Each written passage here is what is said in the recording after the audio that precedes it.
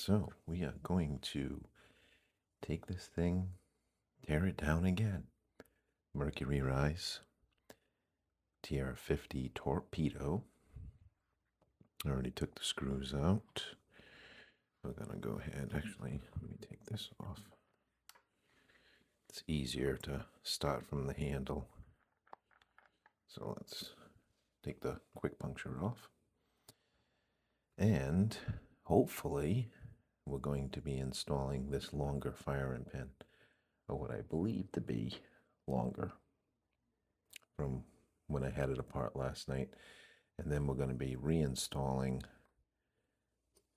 not the original bolt springs in there now. I put it back in last night, but my off-gassing problem actually was worse.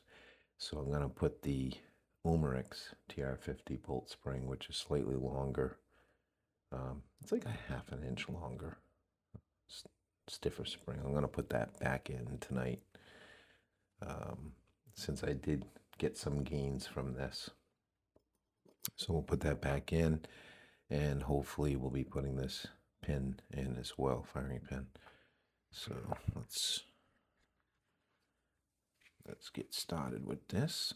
I already removed the 12 screws that hold the clamshell together. Put the clamshell aside. And we're going to remove the tuning barrel.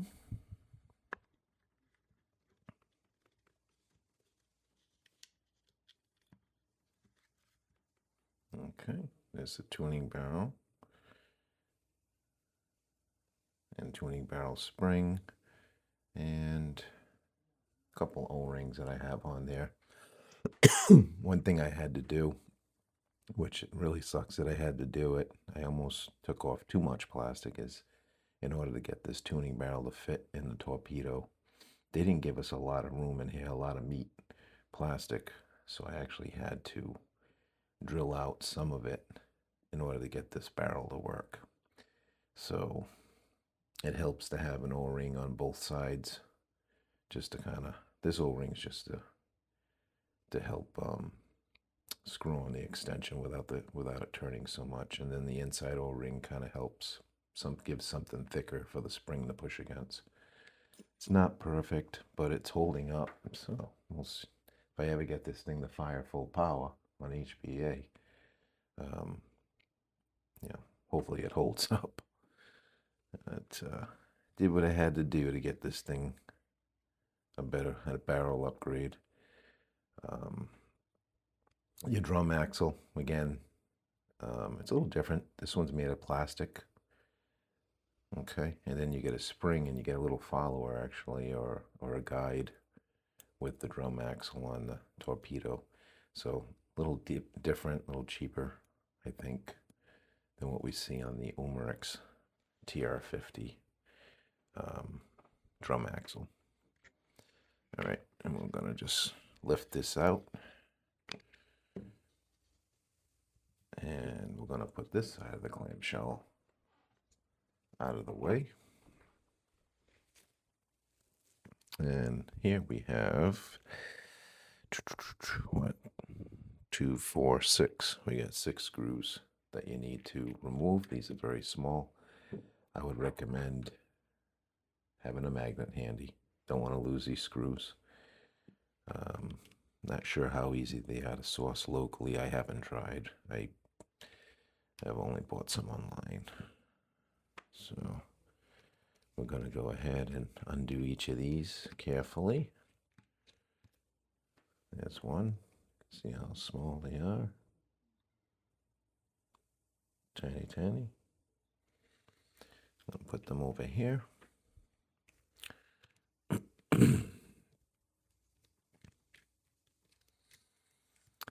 And then once these screws have been removed, you're going to carefully pry this open, this inner clamshell, aluminum clamshell, I guess you'd call it, or maybe there's another name for it, I don't know. Don't know all the naming conventions. I'm still learning this stuff, and it seems like everybody's got their own unique name for a lot of these components.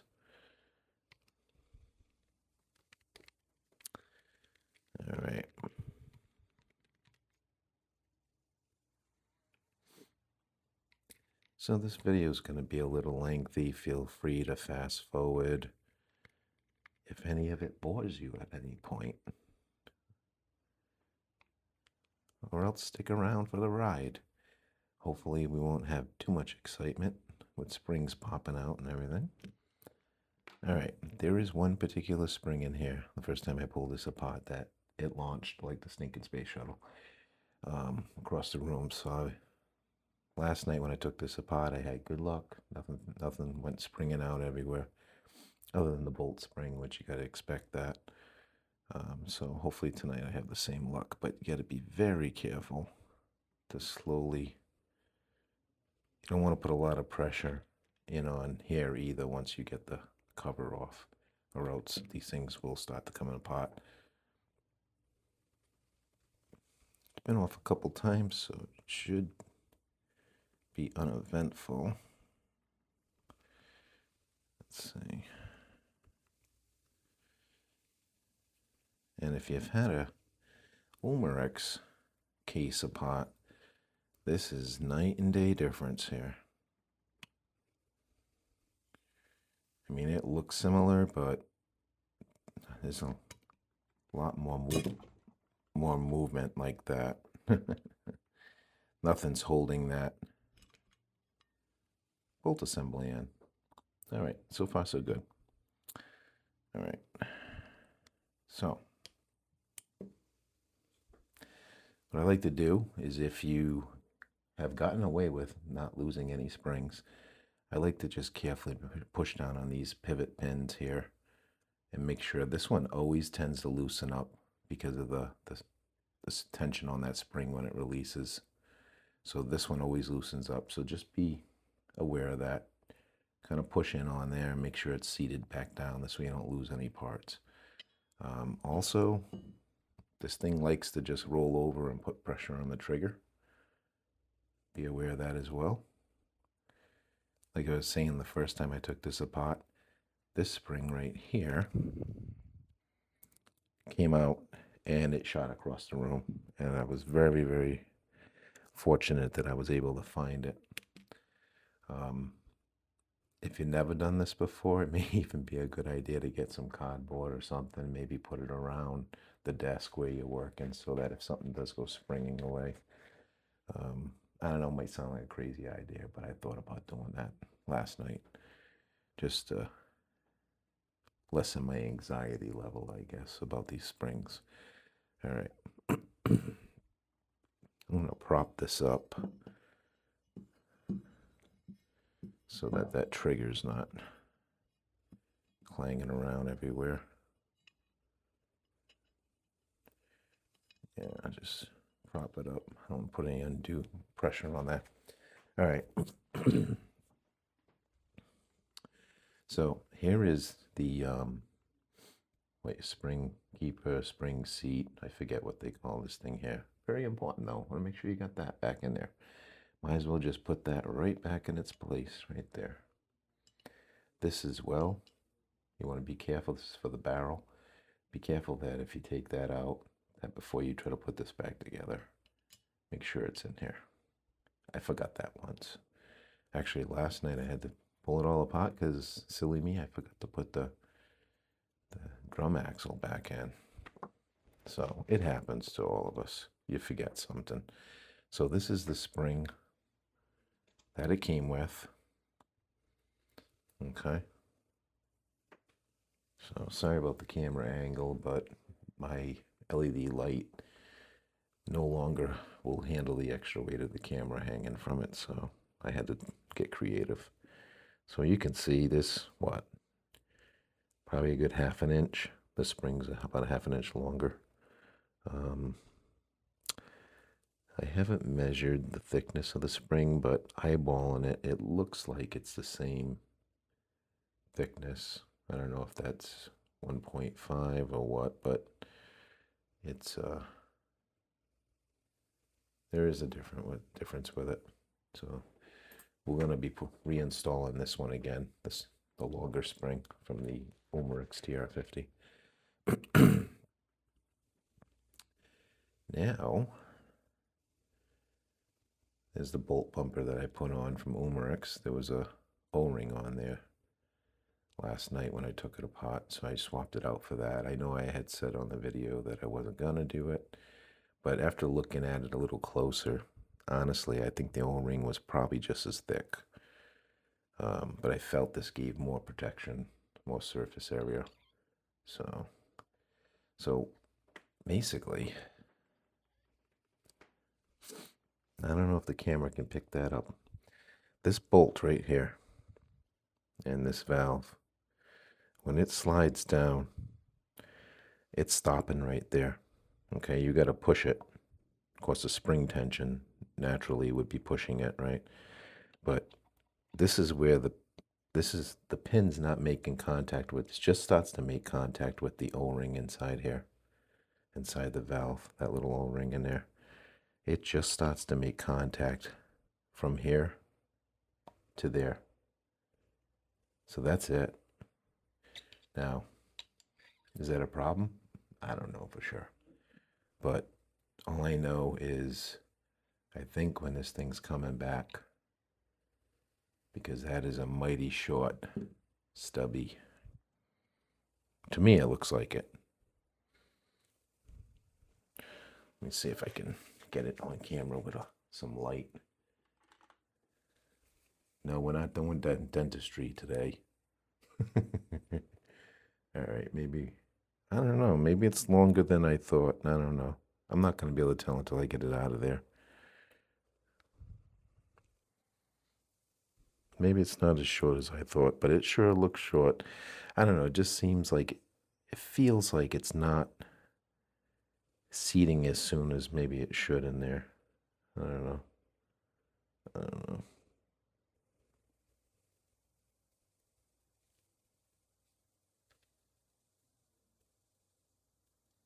I don't know. Once I get it out, all right, then I'll compare it to this one here. I do believe it is shorter than this. How much remains to be seen. We will be checking that out, and I think I'm going to be putting this one in no matter what, because this one just, it feels loose. Like it just, I don't know. It just feels like it's hanging up, you know, like it's a little short, just hanging up. It's hard to explain. You have to feel it to really know what I'm saying, you know.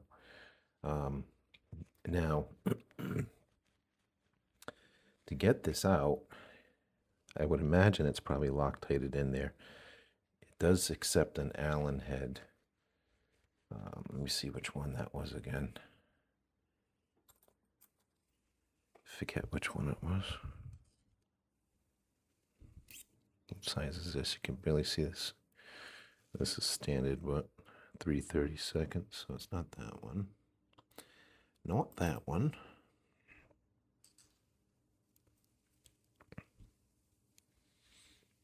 Ah, I think this is it. That feels good and tight. What size is this? I think it says 2mm. Yeah, 2mm. So a 2mm Allen.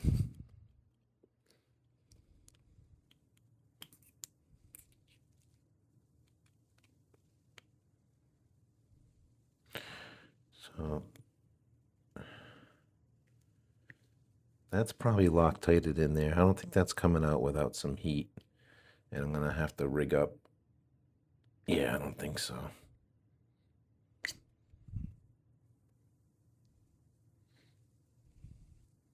I hope that sucker doesn't strip out on me, too. It's not very big, so I'm definitely going to need to put some heat. I do have a heat gun. So what I'm going to do is I'm going to put this in the vise over here. And I'll put something around it. Maybe I'll use some Gorilla Tape and try to protect this stainless. It looks like stainless steel. That's one thing I will say. The bolt, you know, compared to this one here, it looks like a higher quality. And yeah, the bolt's like not quite a 1/2 inch, but it's as you would expect. It is longer. I mean, if you think about it, you got this double thick cylinder here. So I guess it makes sense you'd have a longer bolt. All right, so I'm gonna just pause the video, and because this could take me a little while, and I want to keep it G-rated just in case I get a little crazy on this. So I'm gonna pause the video, and we're gonna get my heat gun and see if I can't get this thing hot enough so that I can easily take that out. And then if I'm successful getting it out of there, and I sure hope so, we'll compare the two pins and see what we have.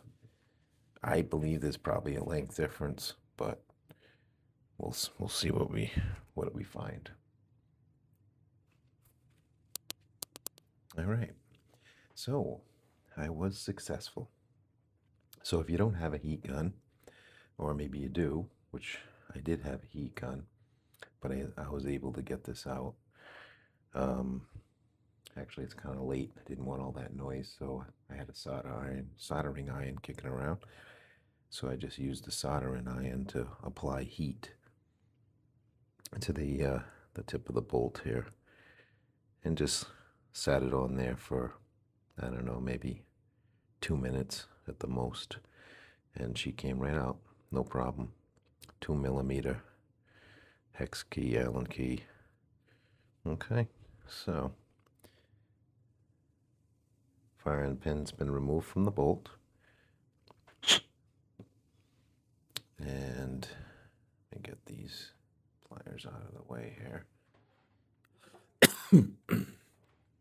Okay, so it's definitely smaller than the stock Umarex TR50.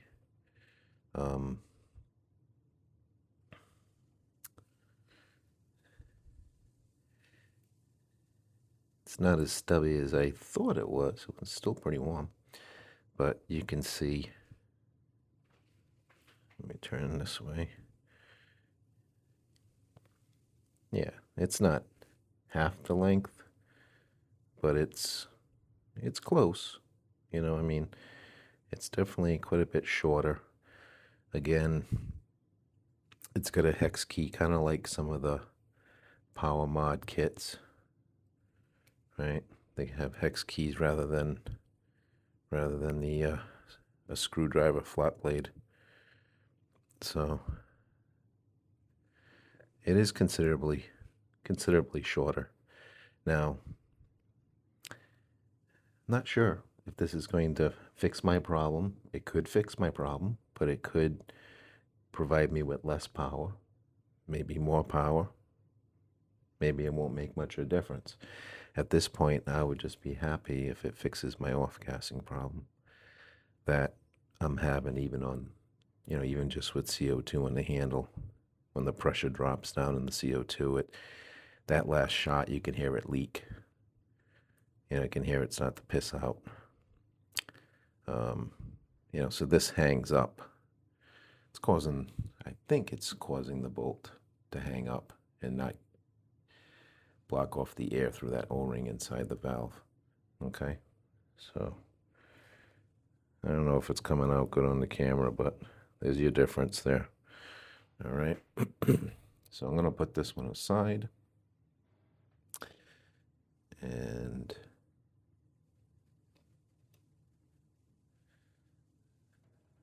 put that aside, and I am going to, should be the same thread. I don't see why they would change that, although this bolt is bigger, but it looks to be the same thread anyways. Yeah, it looks like it. All right, so I'm going to get some Loctite. I'm going to put some Loctite on the threads, and then I'm going to find me a flat blade screwdriver. We're going to just drop it inside there, get the flat blade on it, get it started, and snug it up. And that should dry by tomorrow when I test fire it. Then I'm going to reassemble it again with the bigger spring, bigger bolt spring. Okay, so let me get my Loctite. I thought I left it out over here somewhere, but I guess I put it away.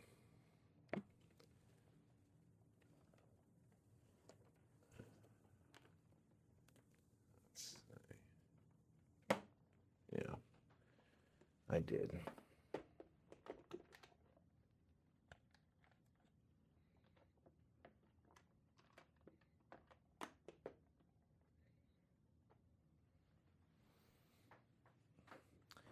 Loctite goes a long way. I've had this. I got this with a part that I ordered. And I've been using this for a while. And,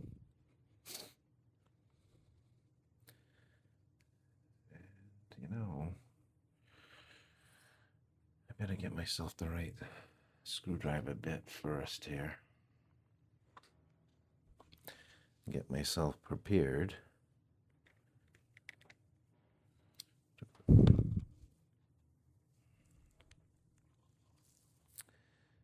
This one might work good. Let's see. Or maybe it's too big. Nope, that's going to do the job right there. I mean, this is aluminum, so even if this bit was magnetic, it ain't going to help me. Probably just going to drop it in there and try to get this screwdriver on it. And just do it that way.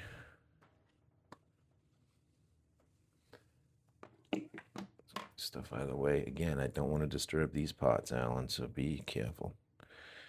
Be careful. And be careful I don't make a big mess everywhere with this stuff, too. All right.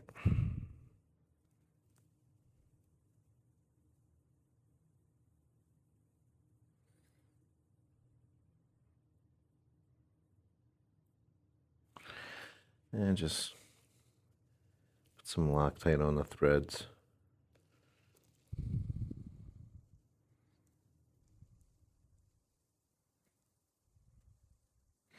There's blue or there's red. I've been using red for this stuff. I mean, you can get it off with heat.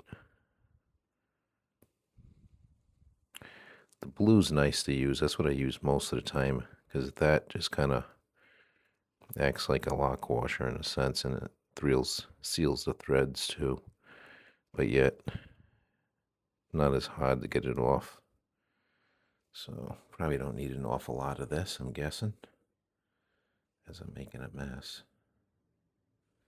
All right, and then I'm just gonna hopefully carefully drop that in there and see if I can get this started.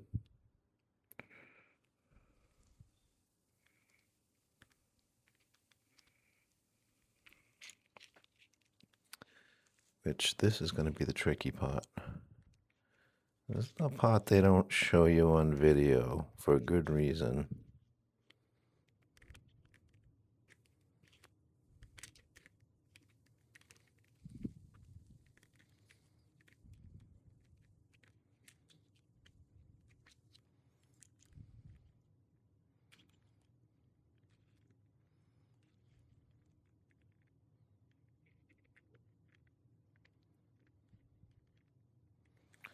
Be nice if I had a pair of those flat blades that expands and holds the screw, but I don't believe I do. I used to have a pair. I just don't know where the heck they are. All right, I think this is hindering me here. Let's try this.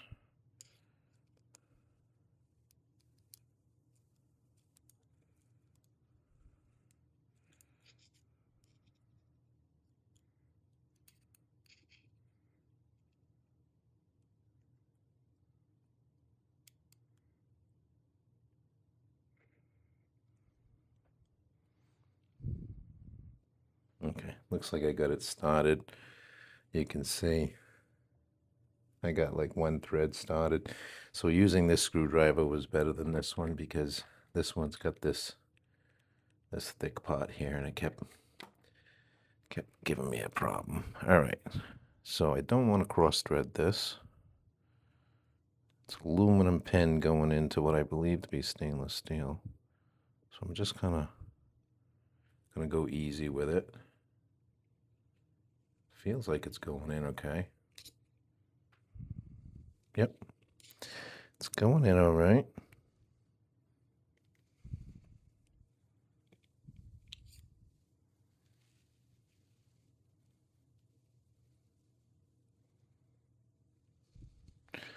All right. Now that I have it well started, I'm going to use a bigger screwdriver to just kind of put a little torque on it. Something that ain't going to slip off as easy.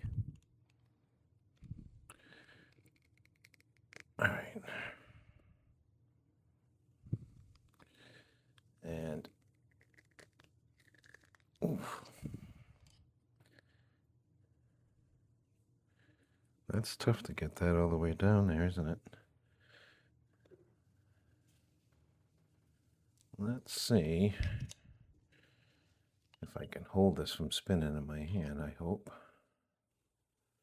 Let's try this. These pliers have the rubber non-marring grip on them, but they don't really hold that well either.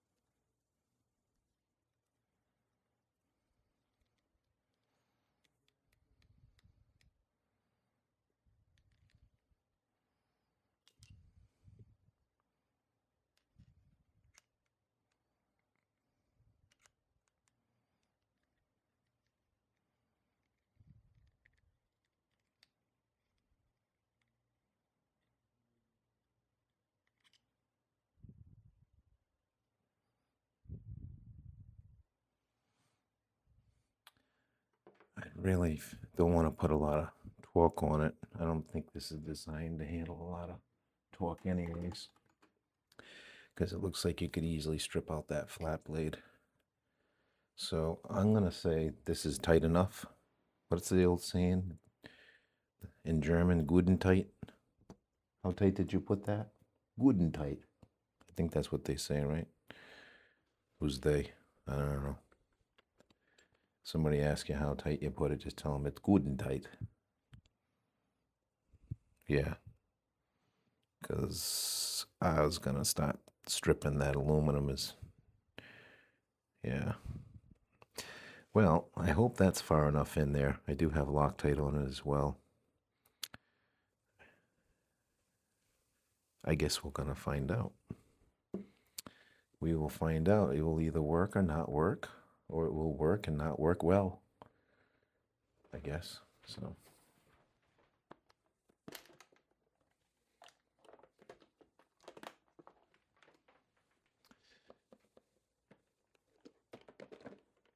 All right. Let's put that stuff away. Okay. So. There we have it.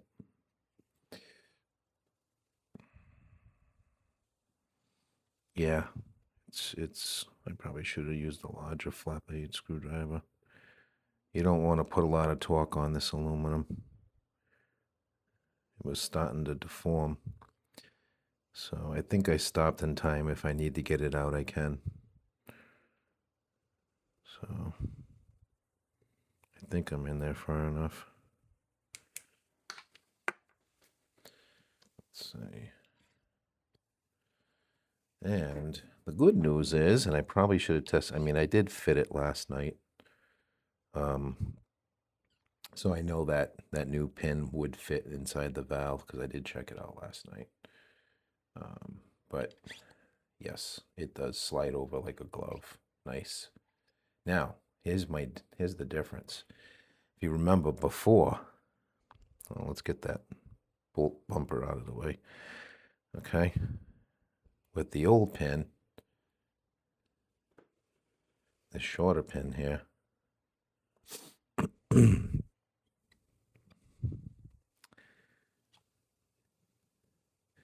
it was like, get something I can use the point with. it wouldn't, when you push this bolt onto the valve, you wouldn't feel resistance. It wouldn't actually seal at that O-ring, the firing pin, until you got to about, I'd say, just about there. You were almost seated, and then you could feel that it was passing by the O-ring, the firing pin. On this one, this is where we start to hit the O-ring right there. So that's at least, so that's, twice as soon. And there we go. So, is it going to fix the problem? I don't know. I guess we'll find out tomorrow. I'm hoping it fixes the problem. I am going to reinstall the longer spring as well on the bolt. So we're going to have a firing pin, stock firing pin, and a stock Umarex T50 or HDR50 bolt spring. Okay. I lubricated this last night. We're going to put some more. I like to use this these Super Lube products, but they make a grease too. It's just a little thicker than just using the silicone oil. So we're gonna, oh, I went a little crazy with that, didn't I? All right. Yeah, I probably used a lot more than I needed. But we're just gonna smear it on here. The synthetic silicone grease. And let's put some on the bumper. A little bit inside there for the O-ring. And roll this around a few times.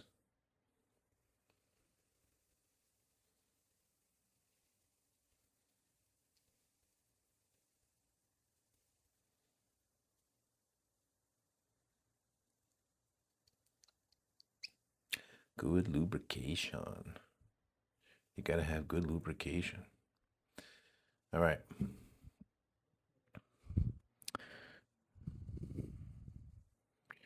We'll just rub some of this on the spring. I already have ample amounts in there, so I think we're good there. All right. Now, this next pot is bloody tricky. Okay, this is tricky. I'm tempted to stop the video. What do I have, 17 minutes into this video? It's not terribly long yet. I don't know if I want to embarrass myself and have you watch me do this, but this is tricky. Although I think I am getting a little better at it. But last night I was putting the shorter spring on, not the longer one. So, and this bolt spring is, goes on one way. Seems to slip over better that way. All right. Here we go. This is the hairy part because there's things that get in the way.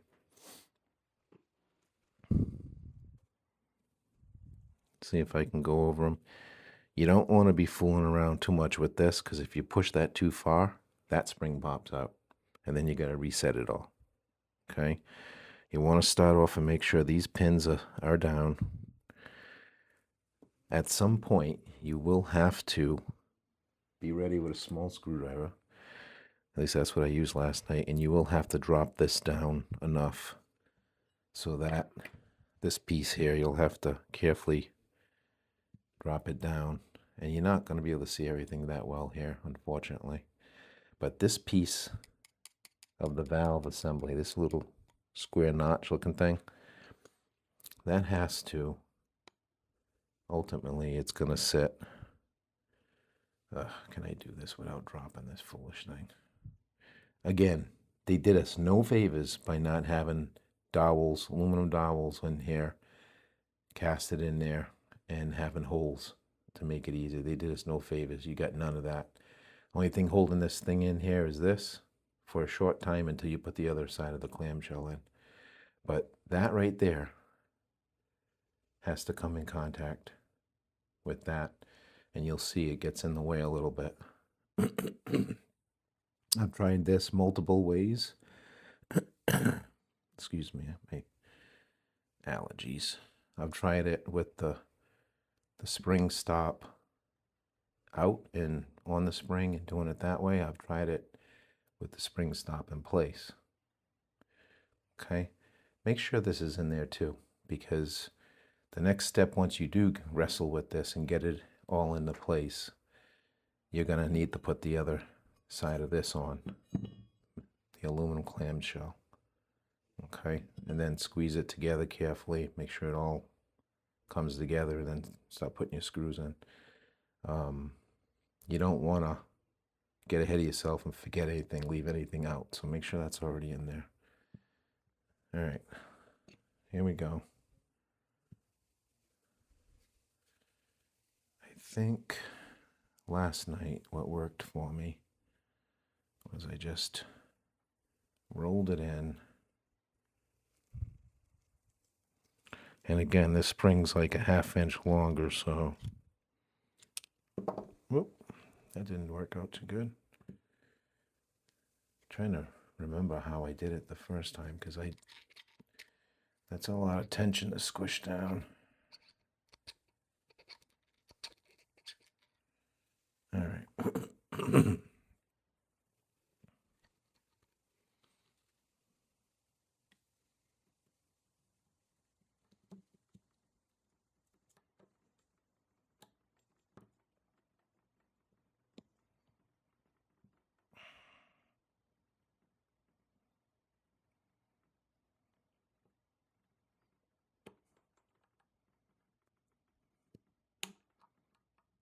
Yeah, that is tough. And it's going to want to lift up again. I am going to do this off camera, guys, because with my hands in the way, you can't even benefit from seeing me do this. So I apologize, but I am going to do this off camera and thereby making this video a little less painful, a little shorter. So I'll be back.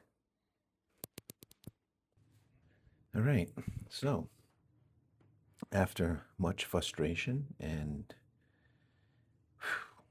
I finally got it. I finally got it together. I ended up having to